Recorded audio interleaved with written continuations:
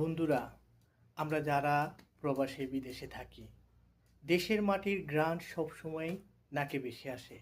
কিন্তু কি হবে, আসলে কি আর দেশের মাটিতে পাড়া দেয়া যায়?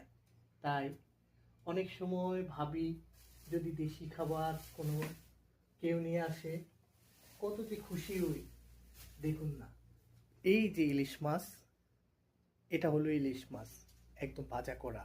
উফ, অবশ্যই নিচ্ছে আপনাদের মনে পড়ে যখন তেলে ভেজে গরম ভাত দিয়ে ইলিশ মাছ ভাজা আর সরিষা দিয়ে ইলিশ মাছ রান্না। নিশ্চয়ই অনেক ভালো লেগেছে, জিভে পানিও চলে এসেছে। তবে বন্ধুরা, যদি খেতে চান, নো প্রবলেম, চলে আসুন আমাদের বাসায়। তো ভিডিওটা লাইক করবেন, শেয়ার করবেন, প্লিজ, অনুরোধ রইল।